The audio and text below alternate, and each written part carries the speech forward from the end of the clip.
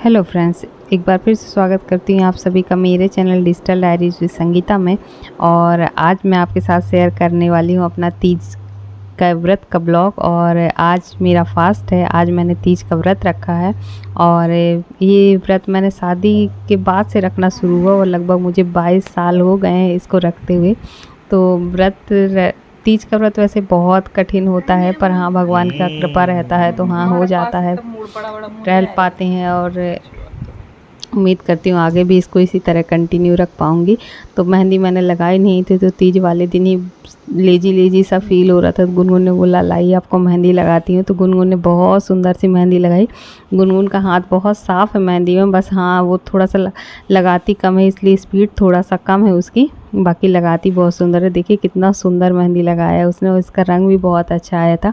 और आज के दिन हमारे यहाँ हमारे कस्बे में मनाया जाता है तीज महोत्सव, और जिसके दौरान निकाली जाती हैं झांकियाँ। और ये बहुत प्राचीन काल से चलती हुई चली आ रही परंपरा है, जिसको आज भी लोग फॉलो करते हैं।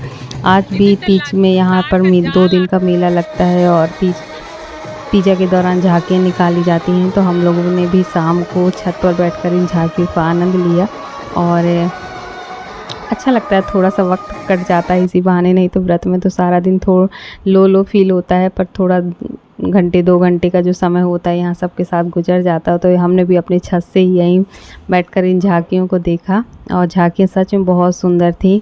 और इसमें कई सोशल मैसेजेस वाली झांकियाँ थी, और बहुत सारी जो डिवोशनल झांकियाँ थी वो भी थी। यहाँ पर स्वच्छता को लेते हुए झांकी निकाली गई, भगवान राम कृष्ण सभी भगवान की झांकियाँ थी। और देखते देखते शाम को 6 बज गए, और यहाँ पर मेरे कबीर भी भरुआ लखनऊ से आए हुए थे, और वो भी झांकियों को बहुत एंजॉय कर रहे थे। और ये झांकी देखकर तो लोग बहुत खुशी हो गए वो लोग।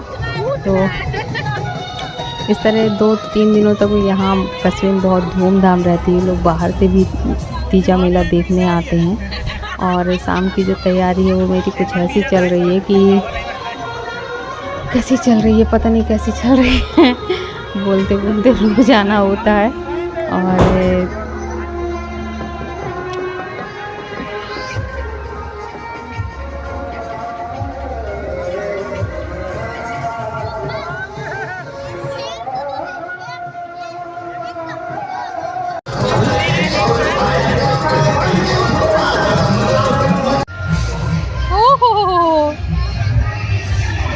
ये तो बहुत बहुत बहुत अच्छे से हो जाता है ना।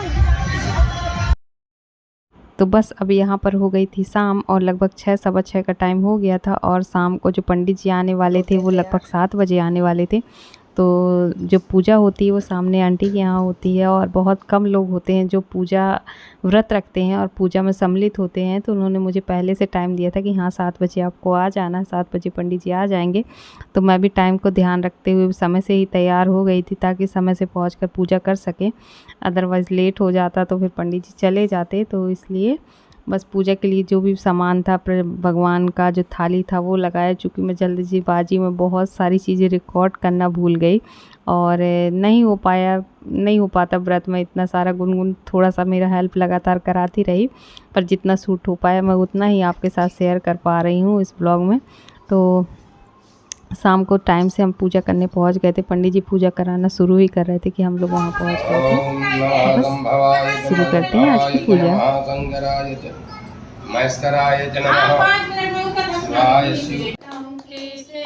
हरितालिका तीज की कथा के अनुसार ये जो व्रत था माता पार्वती ने भगवान शिव के लिए किया था, इसलिए इस व्रत को शादीशुदा स्त्रियों के साथ जो कुंवारी कन्याएं हैं वो भी रखती है।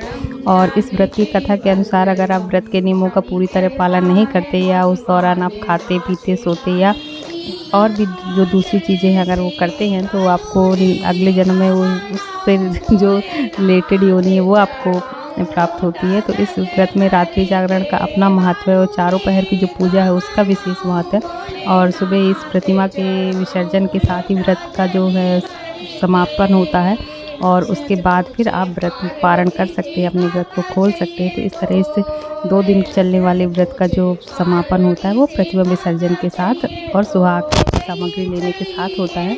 तो बस हम तो कोशिश करते हैं कि हाँ जितना हो चाहे, जितना ईश्वर का आशीर्वाद बना रहे उतना कर सके। बाकी भूल चूक तो उनसे हमेशा मांग लेते हैं कि ईश्वर गलतियाँ हो तो क्षमा कर दें हमें और शक्ति दे हमें इस व्रत को रहने की। मम्मी को दिखाना है, आंटी को दिखाना है।